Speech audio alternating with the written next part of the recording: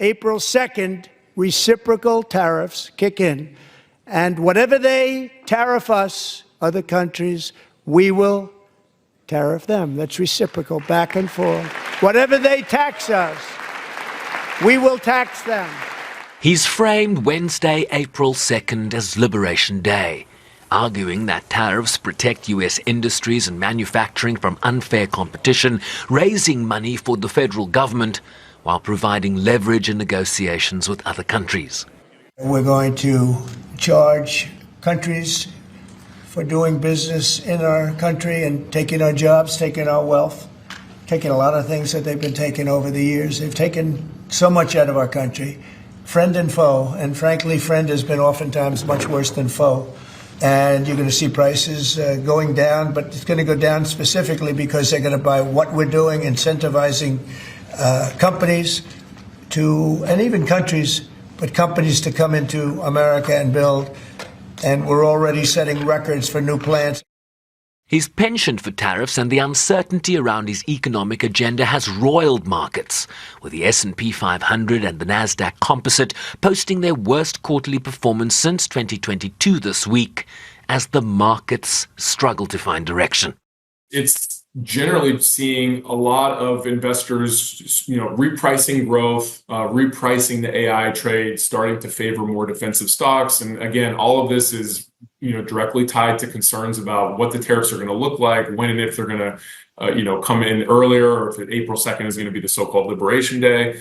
I joked to an investor earlier this morning that, markets don't like tariffs, markets don't like uncertainty, and markets hate tariff uncertainty. And I think that's just what we're seeing.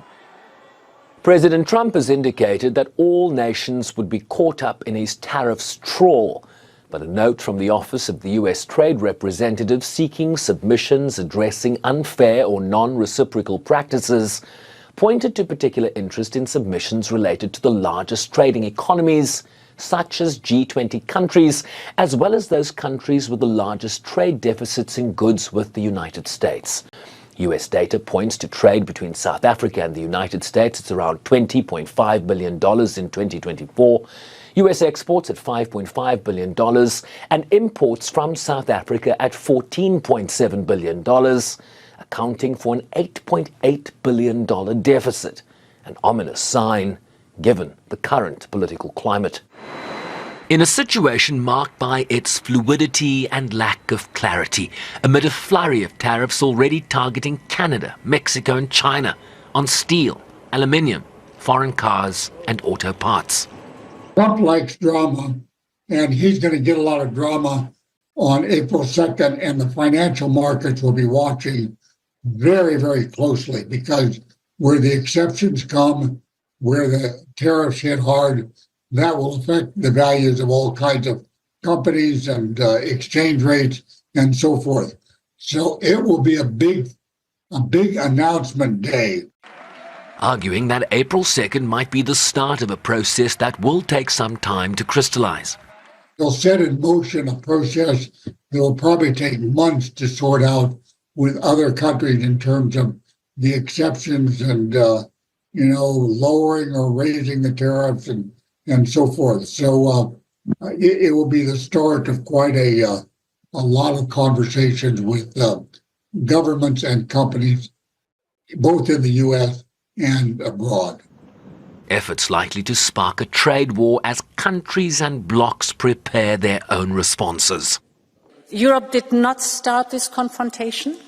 We think it is wrong. But my message to you today is that we have everything we need to protect our people and our prosperity. We have the largest single market in the world.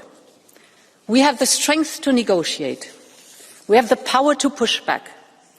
And the people of Europe should know that together we will always promote and defend our interests and our values, and together we will always stand up for our Europe. Economists broadly argue that U.S. tariffs will impose additional costs on U.S. consumers, similar to a tax, because the company importing the good pays the tariff and likely passes that additional cost onto the individual consumer. Sherwin Bryceby's SABC News, New York.